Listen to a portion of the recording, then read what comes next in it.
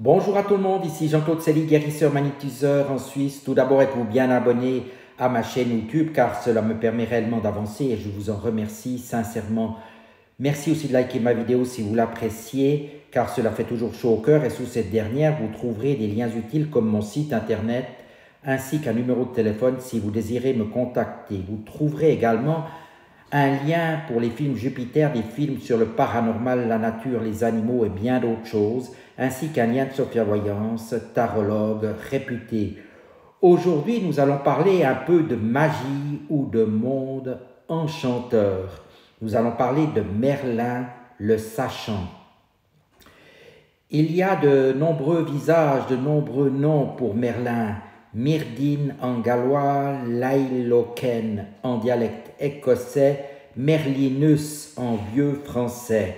C'est un personnage présent depuis le VIe siècle en Europe. Il naît à cette époque de forêt sauvage et renaît au XIIe siècle, plus civilisé, dans le roman des chevaliers de la table ronde.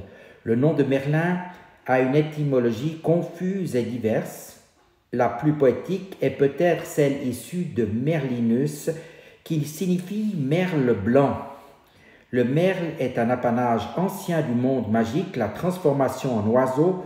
D'une part, on se souvient de Rhiannon, la couleur blanche symbolisant à la fois la pureté et la magie dans la culture celtique. D'autre part, Merlin est un homme indompté, un magicien des bois. Il fréquente les animaux sauvages, les fées et les dragons. Ses savoirs d'astrologue, de devin, de médecin et de conteur l'amènent à devenir le précepteur du futur roi Arthur.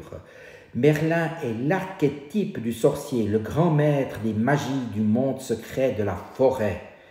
Il s'y cache ou y cache sa folie, se nourrit de glands et habite les troncs des grands chênes. Il puise sa force et sa maîtrise des éléments dans l'eau vive des rivières, dans l'humus des clairières.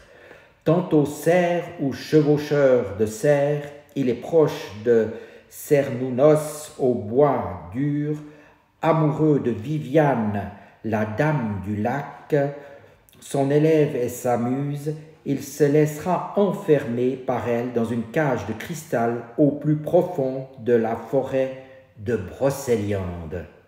Merlin parle aux dragons, les apprivoise. Peut-être connaît-il le secret de la grande vouivre, du grand serpent occulte régissant l'énergie de la terre.